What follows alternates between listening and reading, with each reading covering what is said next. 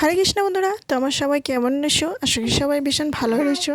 তো বন্ধুরা, সকাল থেকে ব্লগটা স্টার্ট করলাম। তো এই যে সকালবেলার কাম কাজ সেরে নিব। এই যে সকালে আগে স্নান করে নিয়েছিলাম, তারপর এই যে সকালের খাওয়াটি রেডি করে দিই। তো অনুরাধার খাওয়াটি আগে বানিয়ে নিলাম, তারপর এদিকে ভাত বসিয়ে দিয়েছি কুকারের মধ্যে। তারপর অনুরাধারে খাইয়ে দিয়ে এদিকে আমি তাড়াহুড়া করে ঘরগুলো পরিষ্কার করে নিই। আমার ঘরে কামের মানুষের অভাব নেই। এই যে দেখেন, আমার কামে ও কাম ধরতেছে। এই যে কাম করা মানুষ, আরও অভাব নেই, আরও আমার চিন্তা নেই। এই যে আমাকে দাও, আমাকে দাও।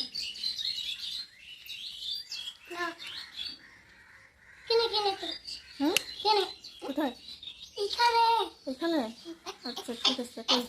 তো ঘর দুয়ারগুলো ভালো করে এই যে পরিষ্কার করে, তারপর কাপড় কানি ছিল বাইরে 2-3টা কাপড় কানি ধুয়ে আবার হাত মুখ ধুয়ে নিলাম। কেননা তো এই কাপড় কানি ধুইতে সময় তখন জল ছিটে যায় শরীরে, তখন শরীরে অপরিষ্কার মতো লাগে। তো এদিকে কাপড় কানি বদলায়, আবার এদিকে পূজার কাম বাকি ছিল। তো এদিকে পূজার কাম করে নিই। তারপর এই যে হরিনাম জপ করতে বসলাম, 2 মালা মতো জপ করলাম। তারপর এদিকে ভগবানের প্রসাদ দিয়ে দিই। তারপর অনুরাধার দাদা এসেছে, এই যে দেখুন। তারপর এসে ও এই যে দেখুন অনুরাধারা একটু বাজারে নিয়ে যায়।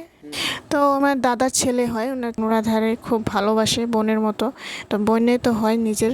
তারপর এই যে পূজার কাম হয়ে যায় আমাদের। এই যে ভগবানের প্রসাদ দিয়েছি, প্রসাদ দেওয়া হয়ে গেছে, ভগবানের ফল প্রসাদ দিলাম।